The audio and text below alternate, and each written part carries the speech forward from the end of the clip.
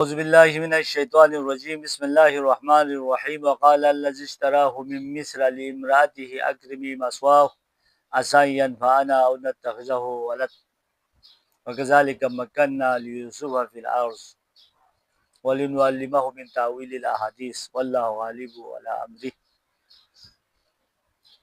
عزیزان محترم و مشاہدین اعظام، السلام علیکم۔ سورہ یوسف، احمد غزالی رحمۃ اللہ علیہ کی تفسیر بحر المحبہ فی اسرار المودہ۔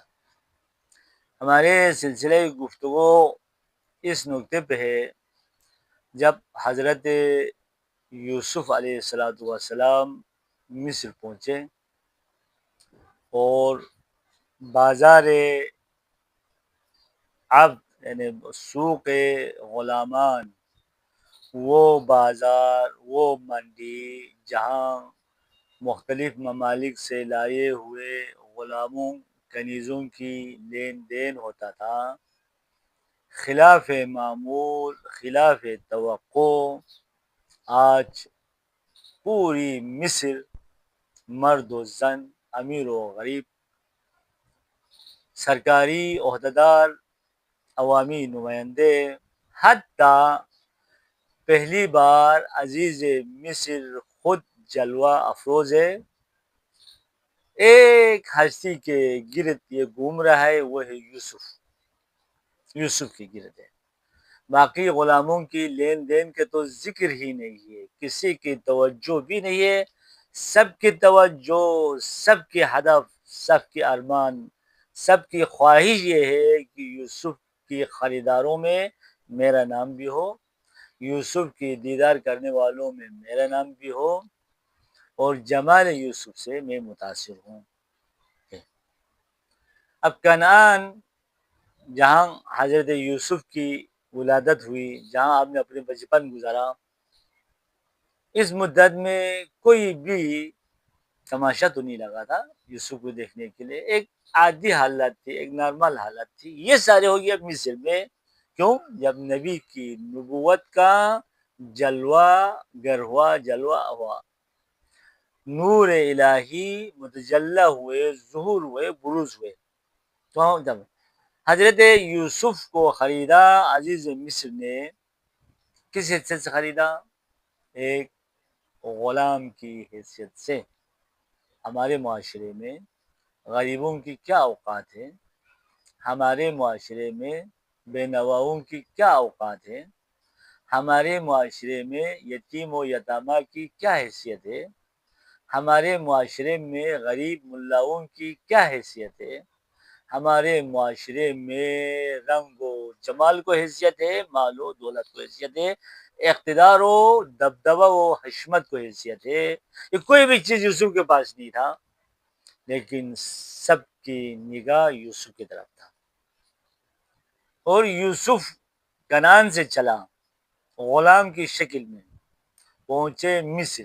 دیکھو، کنعان اس وقت تقریباً 3-4 ملکوں میں تقسیم ہے، اور اس کا مرکز تھا فلسطین، مرکز فلسطین تھا، اردن ہے، غزہ ہے، یہ سارے اس وقت کنعان کی حدود میں آتا تھا۔ کنعان سے مصر کی جو مسافت ہے وہ کم از کم 400، 300، 450، 500 کی مسافت ہے۔ اب یہ دیکھنا پڑے گا کہ یوسف کنعان کی کون سے جگہ پہ رہتے تھے، اسی حساب سے مطلب 300 کلومیٹر سے کم نہیں ہے۔ بھائی یوسف کو بھیج رہے تھے غلام کی شکل میں، اور یوسف بول بھی سکتے تھے، بولنے کی ہمت بھی تھی، بولنے کی جرات بھی تھا، لیکن نہیں بتایا کہ میں غلام ہوں۔ اپنا نسب، اپنا حسب، اپنے سلسلے پدری اور مادری کو چھپا کے رکھا، نہیں بتایا۔ مثلا ایک طرف قافلہ والے تھے، ان میں لوگ زیادہ تھا، طاقت بھی تھا، ایک طرف ان کے 3-4 بھائی، 11-10-11 بھائی تھے۔ یوسف یہ بتا سکتے تھے کہ میں غلام نہیں ہوں، میں ان کو چھوٹا بھائی ہوں، یہ کنعان میں میرے گھر ہے، میرے بابا یعقوب نبی ہے۔ نہیں بتایا۔ اور اتنی مسافات، 300 کلومیٹر کی مسافت طے کر کے مصر میں بھی پہنچا، پھر بھی نہیں بتایا اپنے نسب، اپنا حسب. بس اتنا مشہور ہوا. ایک عبری یعنی ایک عبری غلام لایا ہے مالک نے، اوئی ہوئی ہوئی اس کی کیا کہنا. جب بیچا جا رہا تھا اس وقت بھی آپ نے نہیں بتایا اپنے سلسلہ نسب، سلسلہ حسب. عزیز مصر کے گھر میں بھی پہنچا تو غلام کی شکل میں آیا، غلام کی شکل میں آیا. یوسف کی کمال دیکھ کر عزیز مصر نے اپنی بیوی کو دستور دیا، اکرمی مسواہو، اس کی خیال رکھو، اس کی دیکھ بھال کرو، اس کی احترام کرو، اس کی تعظیم کرو. یہ نہیں کرا اکرم لزوجتی، اے یوسف تم میرے بیوی کے احترام کرو، یہ نہیں کہا، بلکہ اکرمی مسواہو، تم اس کے احترام کرو.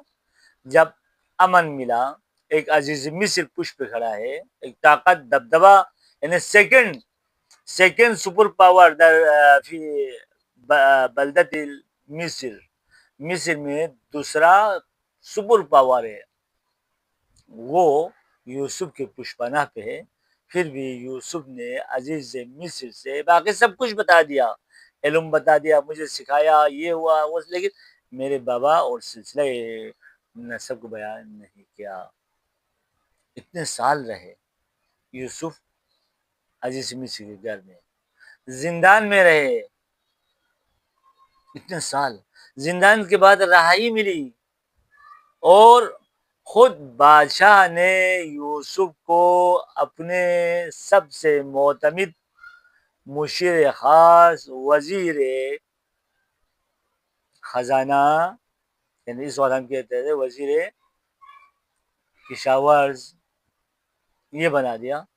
اس وقت بھی آپ نے اپنے سلسلے نسب نہیں بتایا. ایک دوسری بات، جب خریدتے ہیں، جب کوئی چیز خریدتا ہے تو اس کی سلسلے کو لکھا جاتا ہے، کس کا بیٹا ہے. آج بھی اس وقت بھی جو جتنے لین دین کی کاغذات ہے اس وقت دنیا کے بڑے بڑے لائبریریوں میں، بڑے بڑے جگہوں میں، جہاں اس میں یہ لکھا ہوا ہوتا ہے یہ فلان ہے، یہ فستان ہے.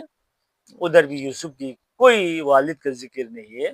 اور یوسف جب ولی عہد بنایا جا رہا تھا، ایک اہم عہدے یوسف علیہ السلام کے حوالہ کیا جا رہا تھا، اس وقت بھی تحقیق ہوتے ہے، تفتیش ہوتے ہے، پتہ کرتا ہے اس کے نسب کیا ہے، فلان کیا ہے، فستان کیا ہے، لیکن ادھر بھی نہیں ہوا. اور یوسف نے بتایا بھی نہیں. کیوں نہیں بتایا؟ اتنے عرصے مسئلہ شروع میں حل ہو جاتا.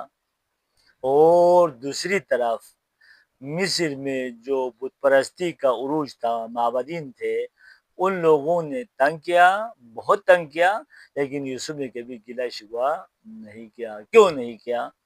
اس لیے نہیں کیا، یوسف امر الہی کی پابند ہے، وحی الہی کی پابند ہے، فرمان الہی کی پابند ہے. ہم بے پابند ہیں، ہم لاؤبالی ہے، جو چاہیں بولو، جس طرح چاہیں چلو، جس طرح کھائیں کھاؤ، وہ ہر چیز کی پابند ہے. وَلَوْ تَقَوَّلَ عَلَيْنَا بَعْضَ الْأَقَاوِيلِ لَأَخَذْنَا مِنْهُ بِالْيَمِينِ ثُمَّ لَقَطَعْنَا مِنْهُ الْوَتِينَ. بازاری لوگوں کی طرح، عام لوگوں کی طرح، عام بچوں کی طرح تم بات کرتے، پیغمبر کو فرما رہے ہیں، نبی کریم صلی اللہ علیہ وسلم کو، تو ہم پکڑ لیں گے دائیں ہاتھ سے، نہیں بول سکتے. وما ينطق عن الهوى ان هو الا وحی یوحی. تو یہ نبی اتنے عرصے اس لیے خاموش رہے، اس لیے انتظار کرتے رہے وقت و زمانے کی. جب امر الہی آیا تو پھر آپ نے اپنے تمام ڈیٹیل ہسٹری بیان کیا. اور دوسری بات، یوسف ملنے کے لیے کنعان جانے کا حکم نہیں تھا امر الہی میں، بلکہ کنعان والے والد گرامی کے ساتھ مصر میں آ کے یہ دیکھنا تھا اللہ تعالیٰ کی جو پروگرام ہے وہ ہو کے رہے گا، اور بندوں کی جو پروگرام ہے وہ فیل ہو کے رہے گا. بھائیوں کی پروگرام یوسف کو قتل کرنا تھا، بابا سے دور کرنا تھا، اور غلام بنا کے ہمیشہ غلام کی طور رہنا تھا. اللہ کے پروگرام تھا مصر کے والی بنانا تھا، مصر کے حاکم اعلیٰ بنانا تھا، مصر کی دین کو تبدیل کر کے دین الہی میں تبدیل کرنا تھا۔ یہ یوسف کی پروگرام تھی، پروگرام اللہ دیتا تھا، یوسف اس پہ عمل پیرا تھے۔ اللہم صلی علی محمد وآل محمد۔